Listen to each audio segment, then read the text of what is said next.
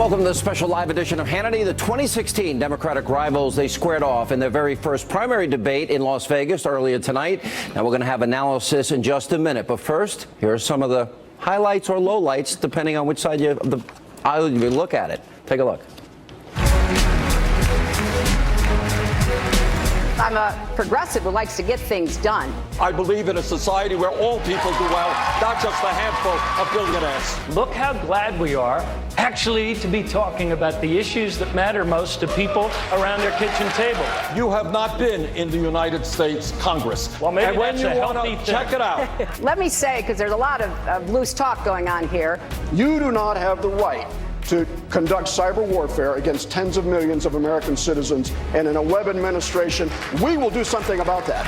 We should not be paralyzed by the Republicans and their constant refrain, big government this, big government that. With my brother a Marine, my son was a Marine in Iraq, I served as a Marine, spending 5 years in the Pentagon. I am very comfortable that I am the most qualified person standing up here today to be your commander-in-chief. I'm very proud that over my almost 30 years of public service, I have had no scandals. But tonight, I want to talk not about my emails, but about what the American people want from the next president of the United States. Let me say this. Enough of the emails. Let's talk about the real issues facing America.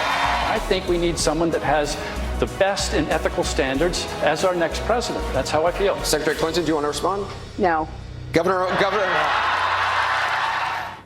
All right, here with a reaction, the author of The Queen, radio talk show host Hugh Hewitt, and Fox News contributors Leslie Marshall, Tammy Bruce.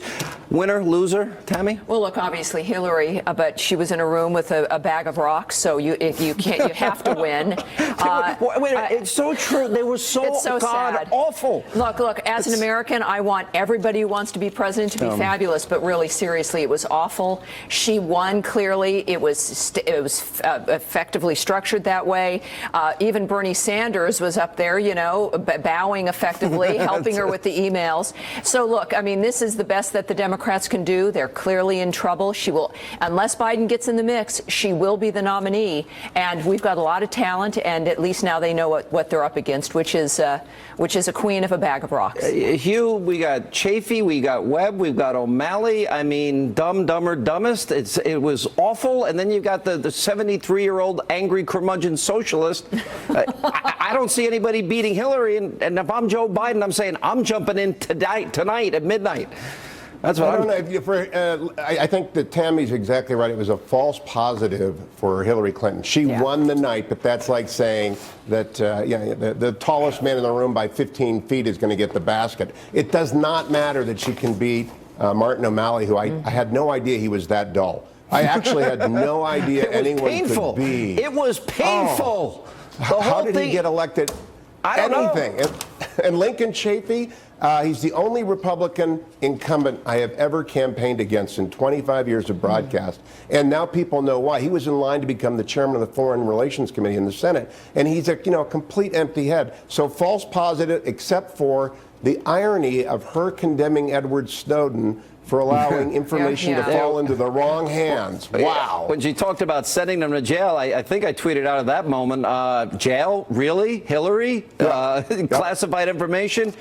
Great analogy. That was Lincoln Chafee? I thought that was No, that was Hillary. No, but I thought that was Bob Barker standing there on the stage at that point. I got me a little confused. Leslie, we're not trying to beat up on you here. You're a friend. But Obama will accumulate more debt than every other president before him combined by the time he leaves office. That's $20 trillion in debt. We have $120 trillion in unfunded liabilities. Let me roll through the list of freebies. We're going to have free college, family leave paid for, health care for children should be free. We're going to expand Social Security, childhood education, a new deal, Hillary said. Then we're going to expand the cost and payments for Medicare, Social Security, pay more for Social Security, expand it for the poor, in-state college tuition for illegals, and undocumented workers, they get Obamacare subsidies. How are you going to pay for that? Well, not necessarily in that order. First of all, this is a debate, obviously, for people like me.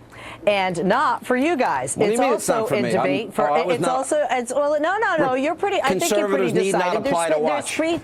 This is a primary debate preaching to the choir, and the Democrats are very left of center. You didn't we have answer Bernie my question, Sanders, though. who is How a would you self-avowed possibly socialist. wait a minute? How would a country that has 20 trillion in debt, 120 trillion in unfunded liabilities, pay for all this social welfare that they laid out? Free college for undocumented immigrants, free health care, free everything.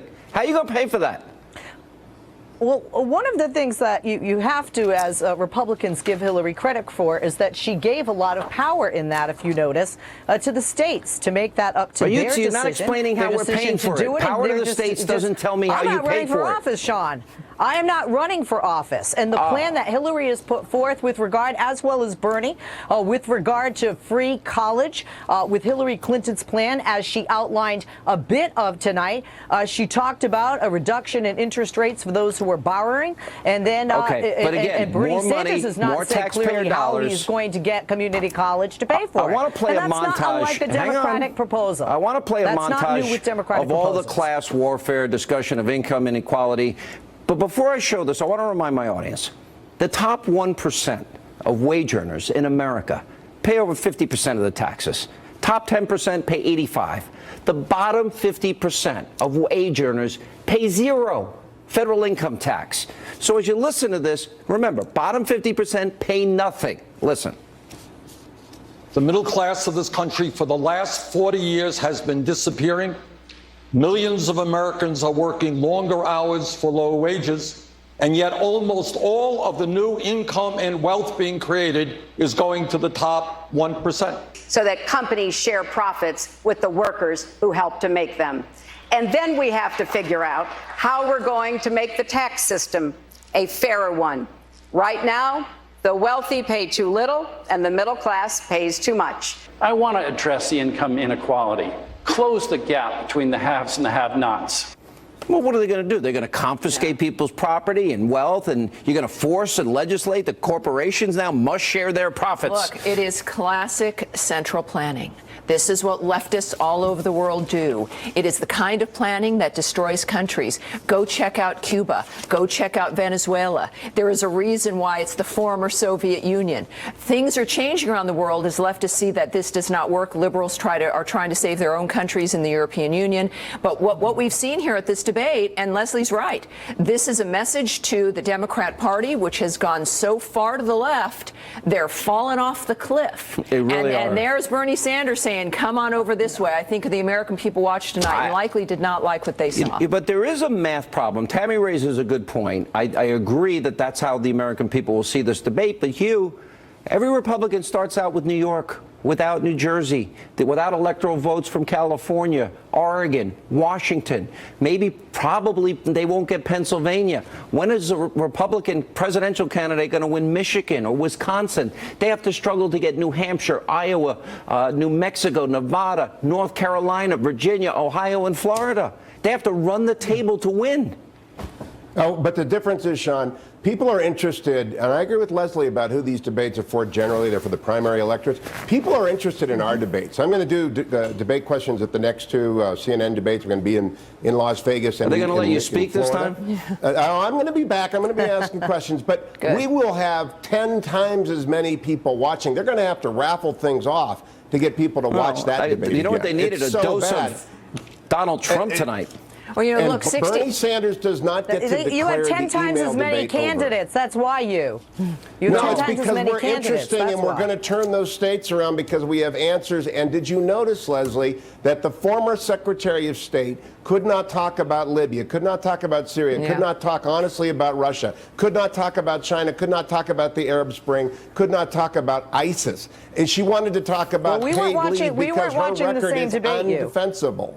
Now, we were not watching the same debate. I saw her clearly speak about China. I saw her clearly speak about, quite frankly, I thought that's where she gained a lot of points. Although Senator Sanders, I think, surprised me, quite frankly, with some of his foreign policy talk. I think you were watching a 2008 I thought that she debate, showed her Leslie. experience over the other candidates clearly. I have to give one of the, I think it was Anderson, the credit of bringing up Benghazi and the fact that we had Americans died there. And she says, yes, I'll get back to that. Yeah, she did. And you know what? She never did. You see, these are issues that in a general election campaign, and the many flip-flops Hillary Clinton 2008, Hillary Clinton 2012 on guns, immigration, and a variety of issues is an entirely different person because she is trying to now co-opt the left that she lost in 08. So, all right, guys. Anderson Cooper's first question, Sean, was, well, is there anything that you will not do to get elected? She did not answer that. It was that a was tough probably the hardball. the best sequence of the night. Yes. After that, it was all downhill. Thank you all for being with us.